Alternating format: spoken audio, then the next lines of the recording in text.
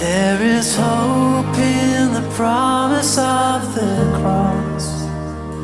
You gave everything to save the world you love.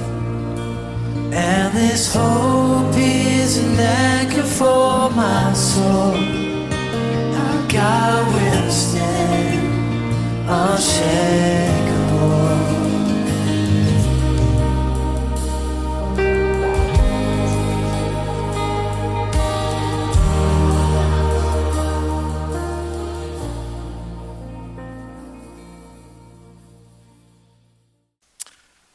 Well, if you were here last week, we kicked off a new series, and this is one that I've been super stoked about. Probably a lot of it because it has a nautical theme, and if you know me, you know that I love the water. And I shared that with you guys last week, and I talked about how when I was little, we lived on a sailboat, and we got the opportunity to go to some cool places, and so that just kind of followed me like through my life, whether it was being on the water, whether sailing, fishing. When I got to high school, I had a teacher whose husband was into yacht racing. And so she found out that I liked the water and that I liked boats. And she asked me if I wanted to come and like be a part of their team on their boat. And I was like, yeah, that sounds incredible. And so I went for my very first race, and they called me rail meat because my job was just like to sit up there and kind of do some stabilization or something. But the more I did that, the more I learned more and more about sailing and about everything that just goes into racing, and I just fell in love with that. So I did that for a lot of years, and I learned everything from how to work the foredeck and setting the sails and the rigging and all that, to navigating, to skippering and the whole thing, and I just had a knack for it. And our group, man, when weather got bad and boats were dropping out, like our group loved that, because we had a team of folks that just we just ate up the nasty weather, because there was something about the challenge and something about just making you better and more aware and more alert. And I remember being in high school, I was fortunate enough to get my own sailboat. And somebody in the friend of the family had given one to me. And it was an older boat and needed a lot of work. But nonetheless, as a junior in high school, to have your own sailboat was pretty cool. And my favorite thing to do was to go out in the bad weather. And I'm pretty sure that my mom's gray hair is attributed to all of the times that I would go out in the nasty weather, because she didn't like that. But man, when I heard that a storm was coming, I was like, okay, I'm heading out onto Lake Pontchartrain. I can't wait for this. And there were so many times where I'd be like sailing back in the harbor, and she's like just sitting there, in her car, like waiting on me to come back in. And I'm like, oh, I'm going to get it. And so I'd motor back to my slip to put the boat away and everything. And I would get in trouble. But that was before the days of cell phones, so there was no asking permission. There was no communication. You just you just went out and did it. But I loved it because it made me a better sailor, and I just loved the challenge of that. And those of you who don't care about the water and you don't care about sailing, just indulge me, okay? This is one thing that I really care about. But when we moved to North Carolina after we had been here for a couple of years, I wound up getting another sailboat, and I got a Cal 31, for those of you who know what those are. And so it was a great boat, and one day I was out by myself, and I hadn't had that boat very long, and I was down by where the ferry is in the river. And I looked back toward New Bern, and the sky is just black. And now this is summertime, and y'all know, you live in Eastern North Carolina, summer storms are going to pop up. It just happens.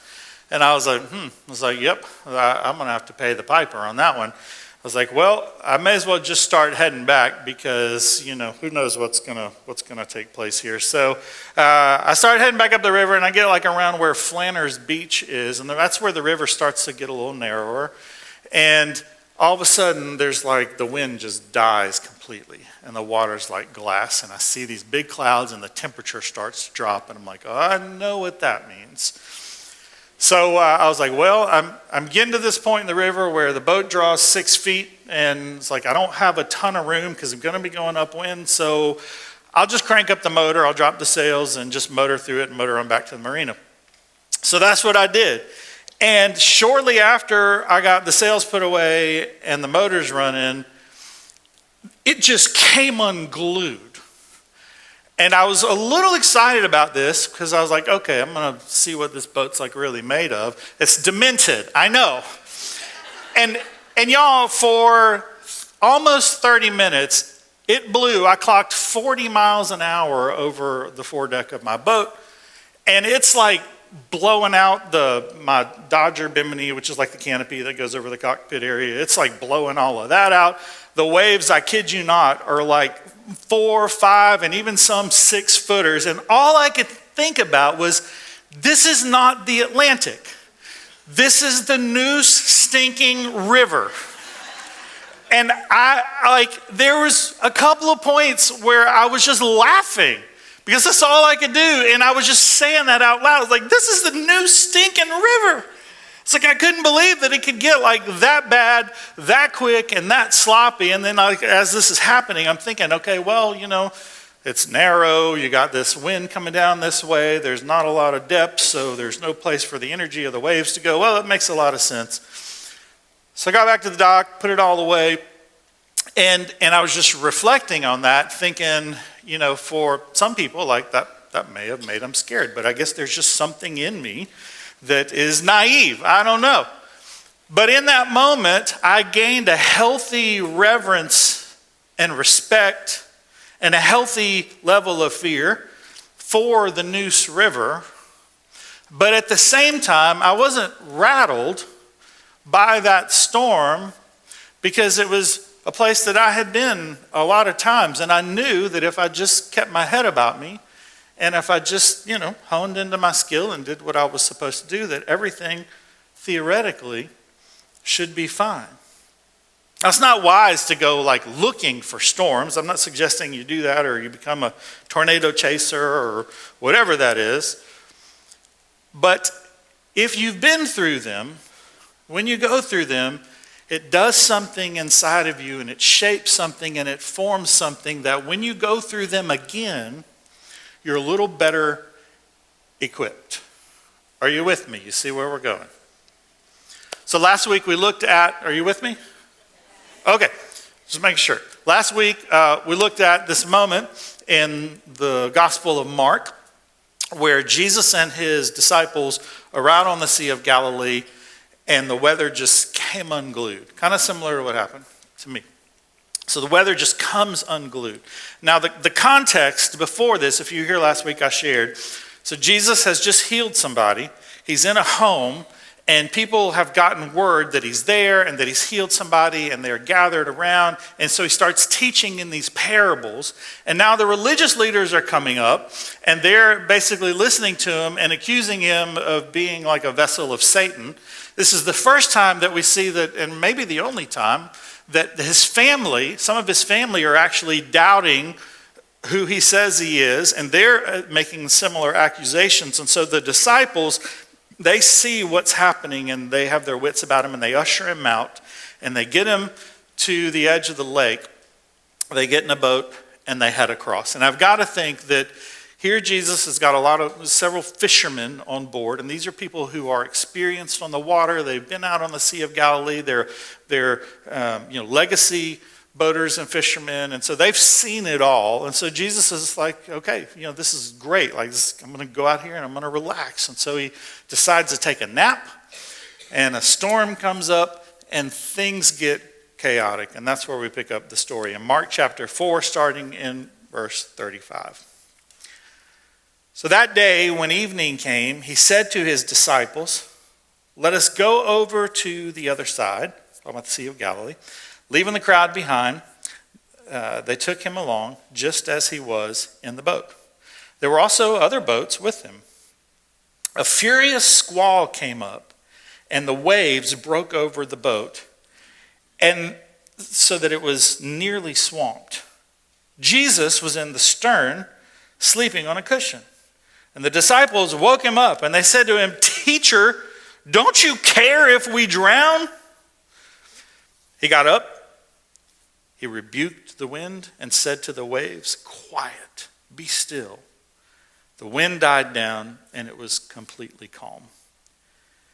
He said to his disciples, "Why are you so afraid? Do you still have no faith?" And they were terrified, and they asked each other, "Who is this? Even the wind and waves obey him." Now that's an incredible encounter. It must have been really bad because they're freaked out. Now they're up probably in the northern part of the Sea of Galilee where it does get narrower. Similar to the scenario that I just described, the water is shallower up there, so you can see with these squalls, these storms coming down, how it can get really bad really quick. But it must have been really, really bad because they're freaking out thinking the boat is going to drown, and they look back and Jesus is taking a nap, and he is so relaxed in the midst of this storm. And he wakes up, and the first thing he does is he solves the problem, or at least what they think the problem is. He just says, "Shh." Imagine that. You're in the worst storm you can possibly think of. Think of like being in the midst of like a tornado or a hurricane or something, and somebody just stands up and speaks these words, and it just calms. And then he looks at him and he rebukes him and he says, "Why are you still so afraid?" And they're like, "Yo, who is this dude?" That's my translation. Let's look at verse 40 and 41. That's where we're going to camp out for the rest of our time. He said to his disciples, "Why are you so," what? "Afraid? Do you still have no faith?" They were what? Terrified, and asked each other, "Who is this? Even the wind and waves obey him."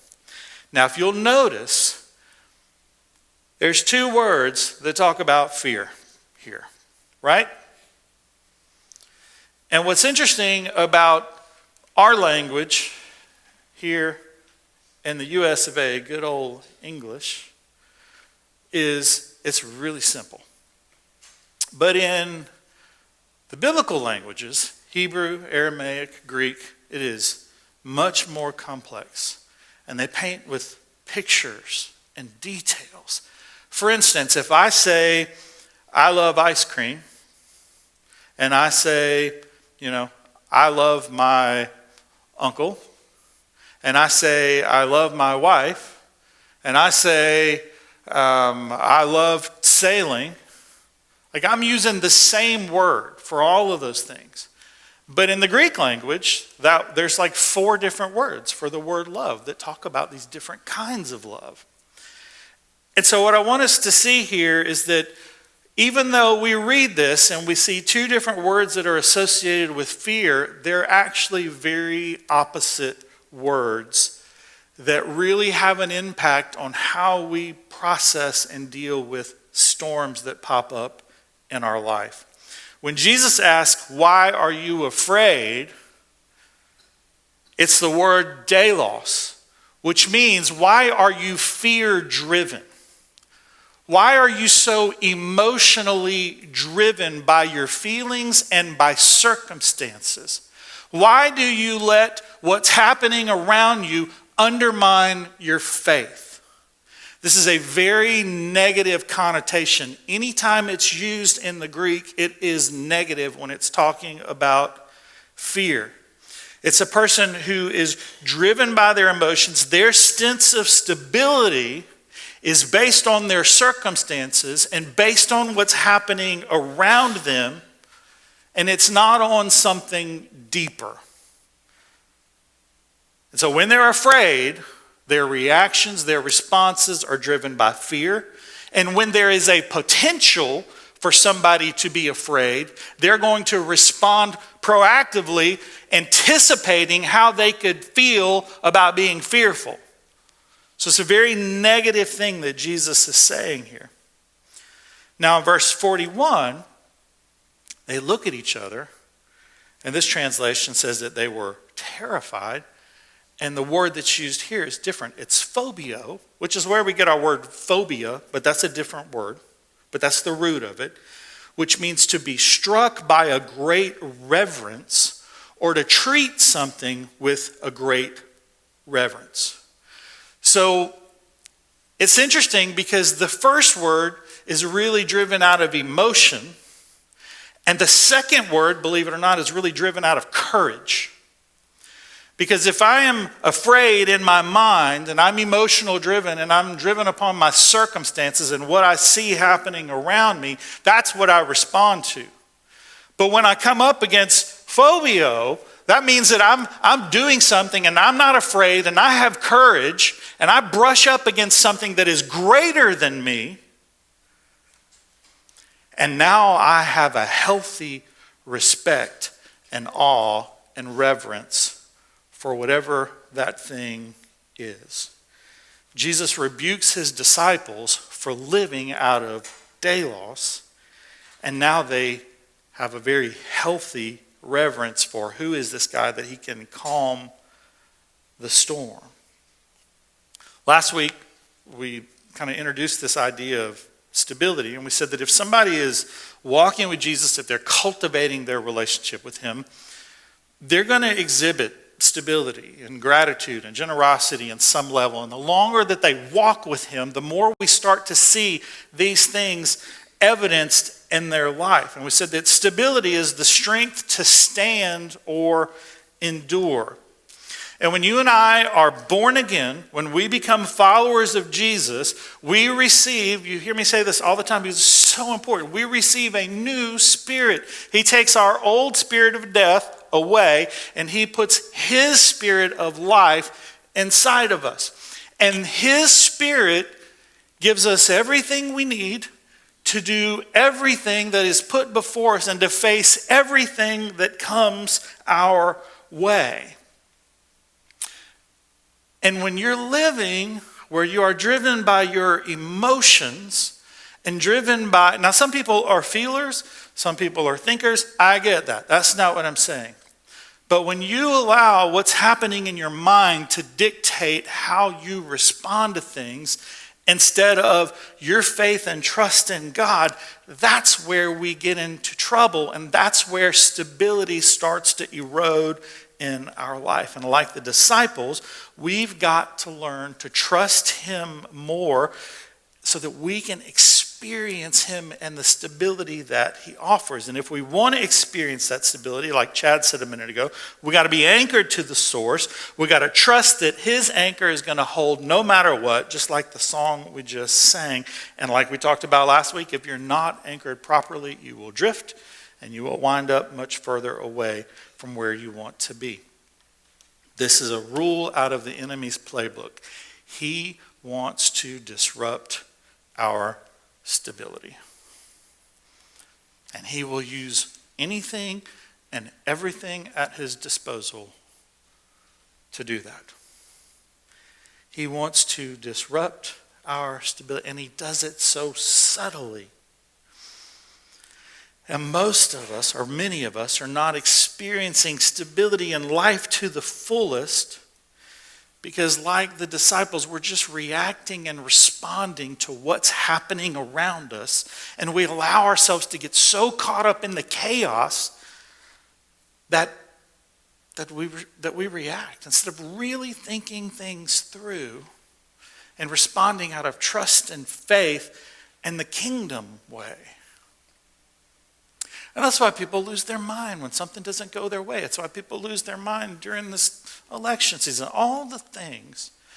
Because we're driven by what we see, and we're driven by a narrative of fear. And the way of Jesus, the kingdom way, is not a way of fear. It is a way of trust. And the disruption of our stability begins in here, in our mind. Now, so when I was a little kid, we were staying with my aunt and uncle, and I had this cousin, David, who was a teenager at the time, and he thought it was really funny. He had a scary Halloween mask, and he called it Uncle Albert. And the tale around the house was Uncle Albert lived in the attic and he liked to eat little boys.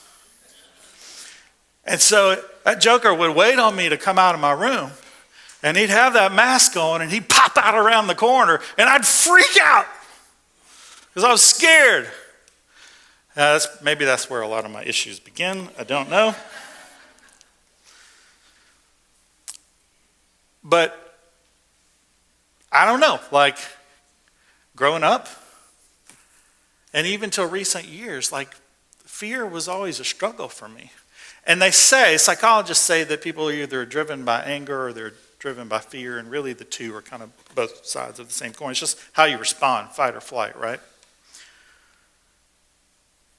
But there's something about being scared and fearful in your mind and giving the enemy control over your actions, and you don't even realize that you're doing it.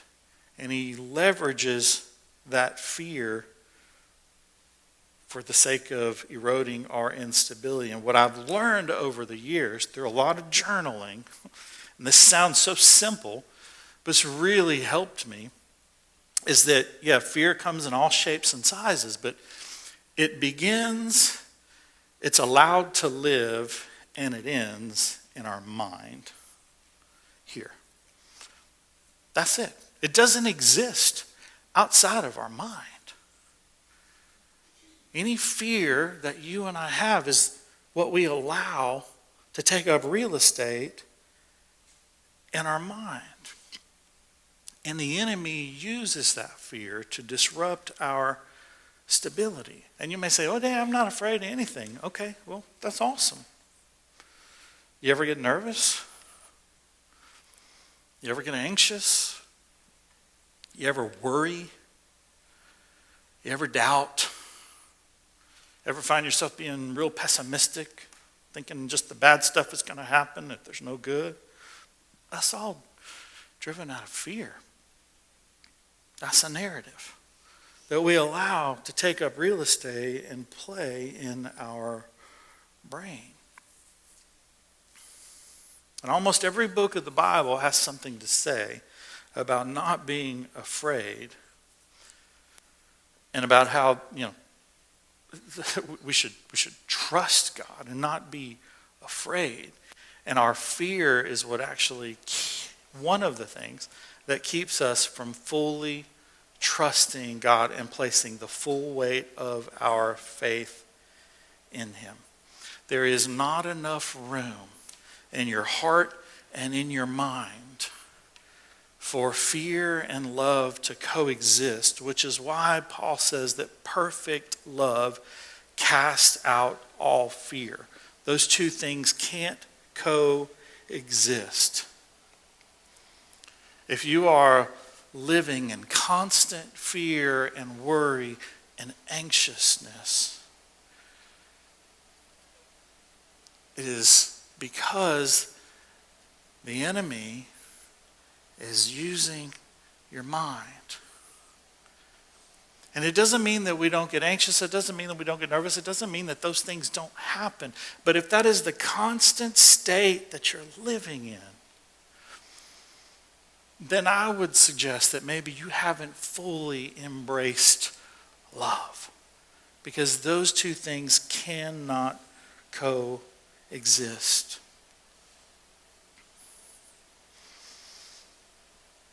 I love what Paul says in Romans 12:2. He says, don't conform to the pattern of this world, but be transformed by the renewing of your mind.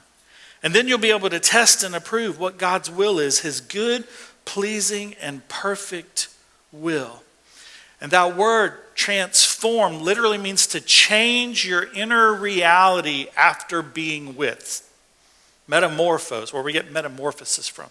Change your inner reality after being with. And that word for renew means to make fresh by God's power. And so you can change your inner reality simply by being with God and spending time with Him and allowing your mind and everything to be made fresh by His power. power. And if you are a follower of Jesus, you have his Spirit inside of you, which means you have the very power of God in you. And you have what you need. I have what I need to allow my mind to be transformed, to be renewed, so that I don't have to be driven by fear and driven by my circumstances, but I can experience stability because of what Chad's saying earlier. Christ is the solid rock on which I stand. And remember what I said, it all begins and ends like right here in our mind. So I have to discipline our mind, and that comes from time. That comes from spending time with Jesus and allowing the Holy Spirit to lead and to rule, to govern our lives. And then Paul talks about working out our salvation. That's what he's talking about there. We talked about that a few weeks ago. It is a process over time. Transformation doesn't happen immediately. So I'm not saying that we don't struggle. I'm not saying that those things are not going to continue to pop up no matter how long you walk with God. I'm just saying there is another way. There is a way to not give the enemy that real estate in your brain. And that comes from spending time with God and from allowing him to lead you and coming under his authority.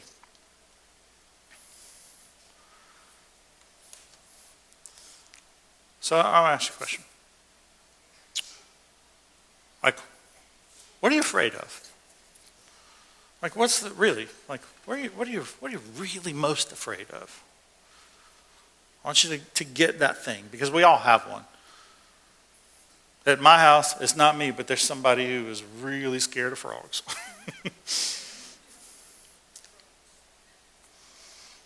But what are you really afraid of? Okay, now I'm going to ask you this question. What is the worst thing that could happen if that fear became a reality? You die? Okay, well, what's the worst thing that can happen then? You go see Jesus. That's pretty good. But what's the worst thing that can happen? Most of the time, those scenarios aren't even real scenarios. And we're just creating a game in our mind. But even the worst thing that happen, if you really believe I have the Spirit of God inside of me and I am his and I've been adopted by him, and the worst thing is you're not here anymore because the frogs attack you, then guess what? Paul says to live is gain, but to die is Christ. It's up here. It's up here. And say, well, Danny, I don't think I could make it if this happened, or I'm not strong enough to face this, or if this thing happens, it's going to change the course of my life. God holds all of that in the palm of his hands anyway, because he's the author of life. And he knows way before you and I do. He holds the universe, like literally right here, is anchored in his hands. And so if the God of creation that holds the universe literally right here, he can be trusted with whatever that thing is that I'm afraid of, or whatever that thing is that is disrupting my stability. I love Psalm 56:3 for a lot of reasons. And I really like the King James Version. This is what it says. What time I am afraid, I will trust in thee. In God I will praise his word. In God I have put my trust. I will not fear what flesh can do unto me. When I was little and I would get afraid, my mom would quote this verse to me.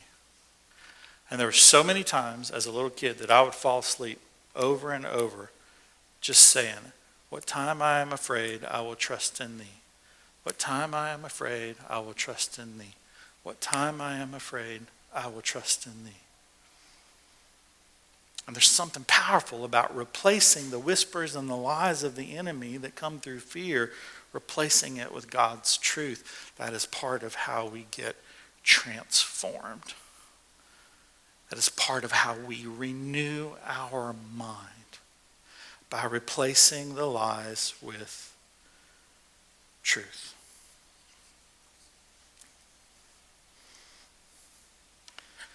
The voice of the world that we live in is that Delos voice. It is controlled by circumstances. It is controlled by reaction. It is controlled and leveraged by fear. That is how people sell things. It is how people win elections. It is how people manipulate us and get us to do what they want us to do, by getting us so amped up in here that we have to respond and react. And the sooner that we can identify that, the sooner that we can see that this is not from God. Because God doesn't operate like this. He doesn't operate in fear. The Spirit of God that lives inside of me does not lead me by fear. He leads me by love. He leads me beside still waters. He restores my soul. He lifts me up out of the muck and the mire, and he gives me a firm place to stand. He puts a new song in my mouth. That's how the Spirit leads us. He leads us from being anchored. And my prayer for me and for you is that we can start to identify more quickly when we are being driven by that emotional fear in our mind, that we can see it when it starts to happen and we can go, no way, get behind me, Satan. I will not allow this to take up real estate in my head. I will live by faith and trust, anchored to my rock, Jesus, who is my stability, and there is nothing that the enemy can do to harm me or to take me out of God's hand, because I'm his child. That's the place we got to live from. That's the thing we have to be anchored in, not by what's happening around us, but by what we know and who we know. Are you with me? Lord, I'm so grateful that you are a God of peace and a God that can be trusted. God, I recognize that I am guilty of allowing my emotions and my circumstances often to dictate how I respond to things, and to rob me of a life and peace that comes from you and from knowing your Son, Jesus. And so, Father, I pray that for me, for the rest of us in the room, that when that starts to happen, when we start to feel that anxiousness, when we start to feel that twinge of fear, when we start to be motivated to respond or react simply emotionally to our circumstances, that we'll be able to quickly identify it and call it out. And that we would become a people, that we'd be a church, God, that doesn't live by that, but that lives by trust and faith and love, anchored to the God of peace that has the authority to calm the raging sea.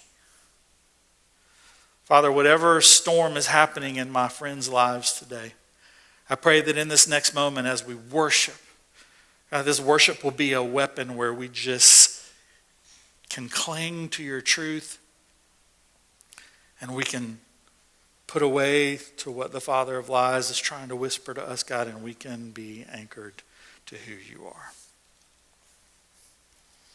In Jesus' name I pray.